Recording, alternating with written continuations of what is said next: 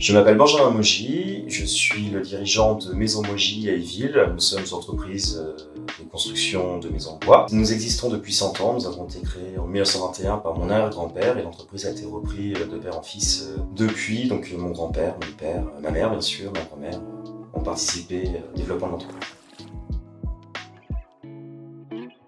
Une maison Mogy, c'est avant tout une maison écologique. C'est une maison en ossature bois, généralement. C'est aussi une maison dans laquelle on se sent bien, avec une construction plutôt indolore pour le client, c'est-à-dire que tous nos clients nous disent de ne pas se rendre compte qu'ils étaient en train de construire une maison. Je fais un maximum pour suivre mon client pendant toute la vie de la maison et la durée de la maison.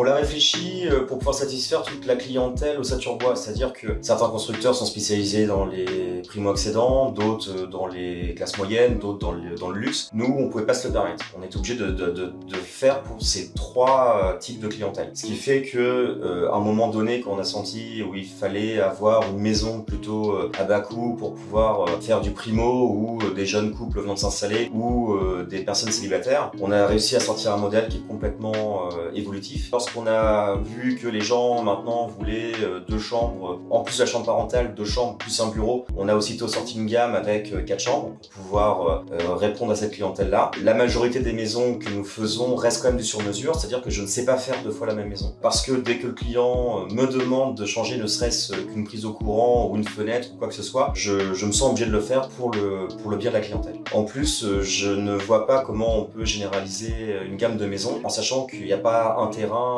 qui est pareil, avec une exposition, avec une entrée. C'est pour ça que la majorité de nos maisons sont des maisons sur mesure.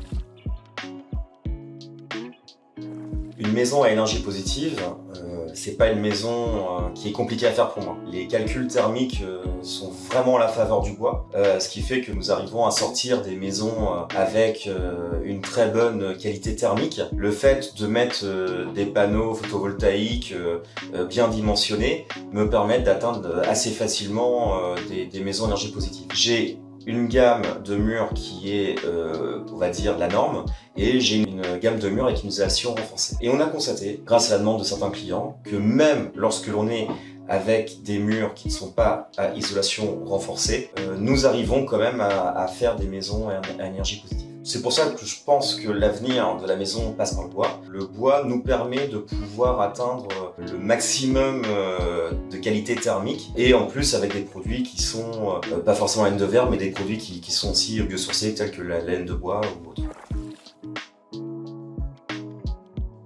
Lorsque les clients ont besoin de changer des menuiseries, et c'est vrai que pendant une période, les clients, pour changer de menuiserie, allaient voir d'autres personnes. On s'est dit, autant qu'ils viennent nous voir nous, on connaît la maison, on sait comment c'était construit, on connaît les performances de nos maisons. Donc pour pas les perdre, quand ils changent de menuiserie, il faut absolument qu'on puisse leur apporter une solution. C'est comme ça qu'on a commencé à faire de la rénovation énergétique pour les maisons qui étaient fabriquées dans les années 80.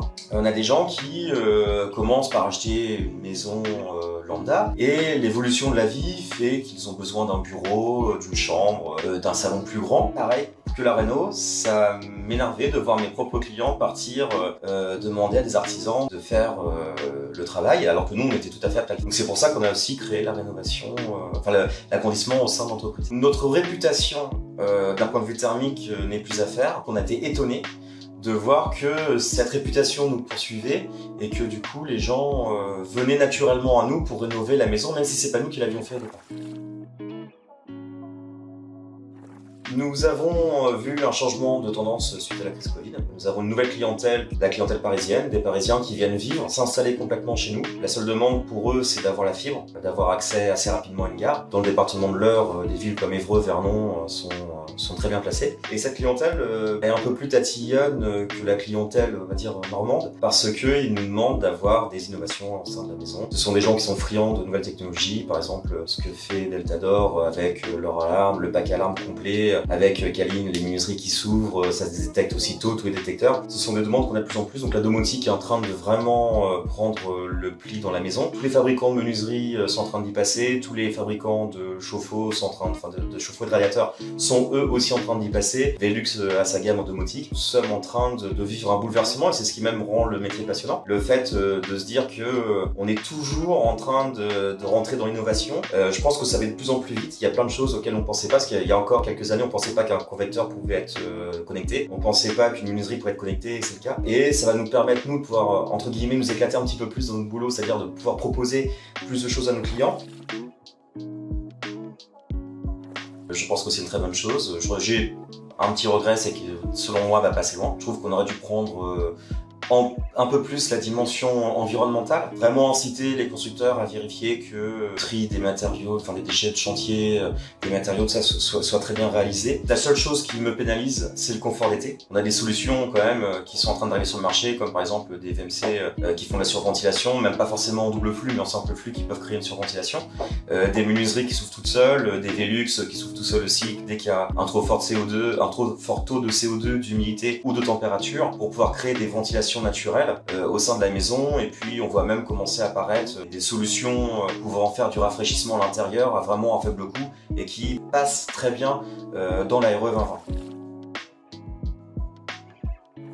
Un des soucis français, c'est les propriétaires forestiers. Certains gèrent leur forêt très bien, certains ne savent même pas qu'ils sont propriétaires d'un morceau de forêt. Nous, on a un besoin, et c'est vrai que si jamais on pouvait se regrouper à plusieurs charpentiers pour pouvoir acheter nos propres forêts et après se mettre en relation avec des scieurs pour pouvoir garantir notre matière première avec notre coût, il faut vraiment que l'on arrive à maîtriser le coût de la construction bois pour que nous puissions atteindre les objectifs environnementaux qui nous sont imposés par l'Union européenne.